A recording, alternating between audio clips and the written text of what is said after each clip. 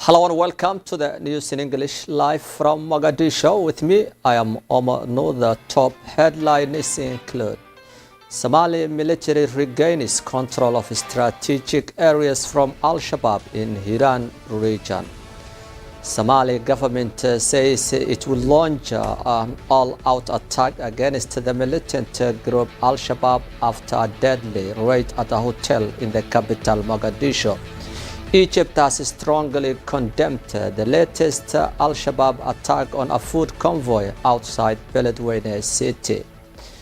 Ethiopian military said they have clashed with Al-Shabaab in Bokol region, where the group has waged a cross-border attack last month. Kenyan top court has decided the contentious elections in the country.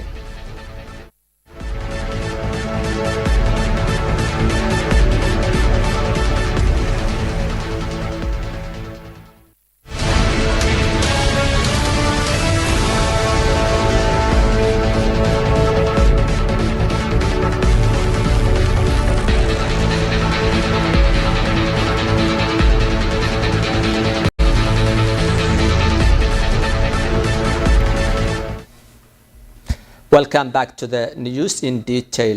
Heavy fighting was reported on Monday morning between Somali Special Forces and Al-Shabaab fighters near Basra, a village between Afgoye and Balad districts that serves as one of the Al-Shabaab's shadow courts. Fighting was backed by an attack by Somali government soldiers, including Haramat, the special police force and NISA agents. Both sides used heavy artillery during the conflict, and often the death toll was still unknown. Casualties were expected. Several Al-Shabaab officials and fighters were apprehended, according to the Somali state media. There are reports that civilians at the Al-Shabaab Basra court waiting for their cases have been freed by the government forces during the operation. Somali's Interior Ministry has announced in mid-August that the government would target shadow courts run by the Islamist militant group Al-Shabaab. The minister Ahmed Ma'alim Fiqi acknowledged Somali's turn into the militants for justice due to the Somalis' weak legal system.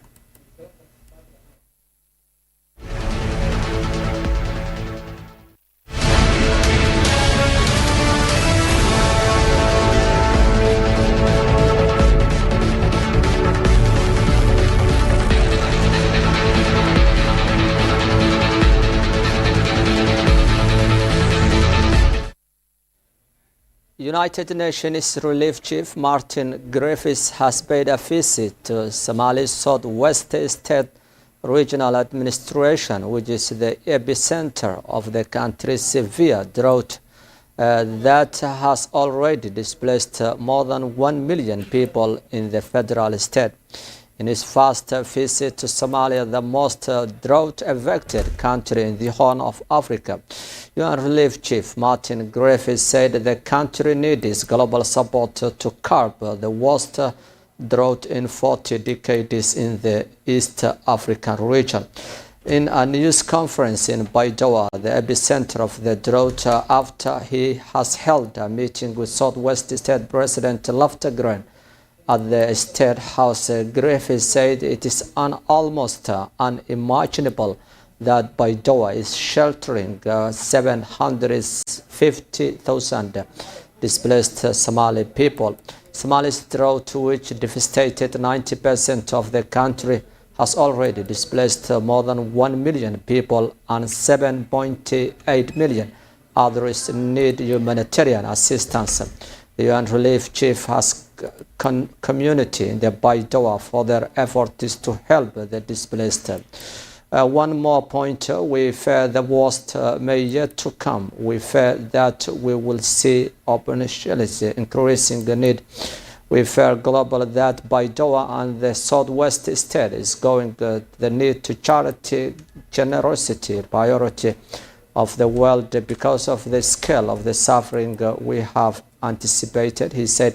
In a press statement, Griffiths posted on Twitter after he visited, he said He saw babies too weak to cry and the mothers who are still children themselves. He said they discussed the current issues such as the drought relief efforts and the way that the drought affected can be supported. They also spoke of the ways to provide emergency relief in southwest state of Somalia. The UN Office for the Coordination of the Humanitarian Affairs, UN OCHA, Somalia office said Saturday that the food prices have spiked in the country and hunger is rising. He said that the first time since 2017, catastrophic levels of food insecurity have been confirmed to 213,000 and famine-like conditions. UNICEF earlier said the drought-related malnutrition has already killed 500 children in Somalia alone.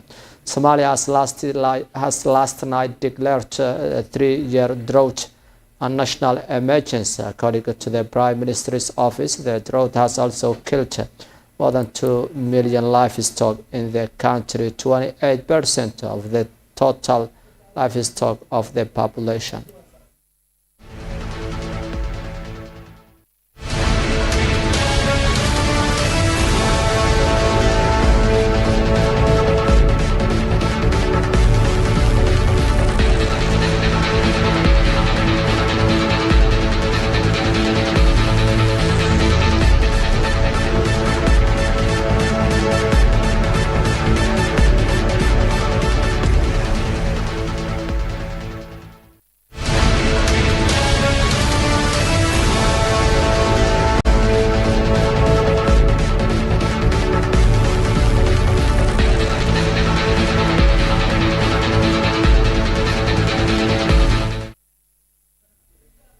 Al-Shabaab fighters say they destroyed 3 fuel tankers en route to Beledogle airfield, a U.S. military facility used for staging drone strikes and training Somali security services on Sunday.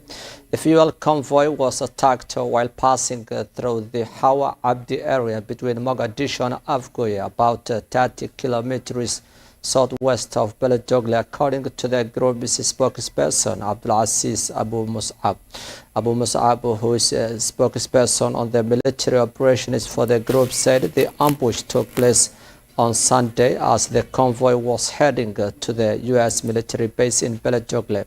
Somali government officials said no one was killed or seriously injured in the Al-Shabaab ambush attack.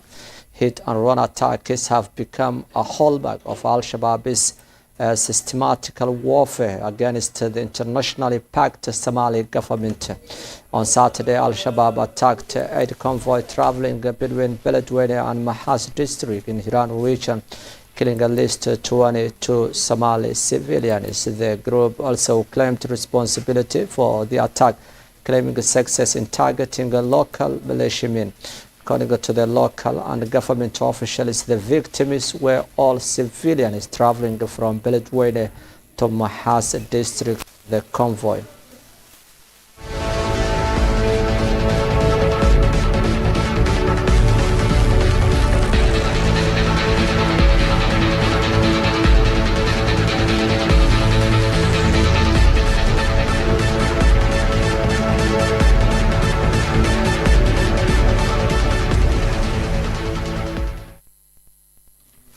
Egypt has expressed on Sunday it is a deeply condemnation of the terrorist attack that targeted trucks transporting commercial food in Hiran region of central Somalia, killing a number of innocent civilians. In a statement issued by the Ministry of Foreign Affairs, the government and the people of Egypt expressed their sincere condolence to the government and people of the brotherly Somalia and to the families of the victims, and wished a speedy recovery to all the injured in the attack. Egypt also affirmed its full solidarity with Somalia and its total rejection of all forms of violence, extremism and terrorism.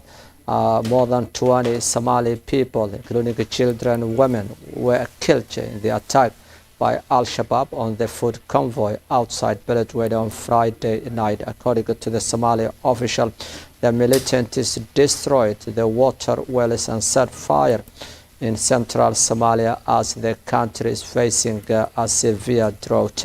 The militia also said 4 cargo trucks and 3 passenger buses fired outside Mahas district in Hiran region in central Somalia. Al-Shabaab has been staging attacks against Somali government-controlled towns in the country as the nation is still facing a humanitarian and security crisis.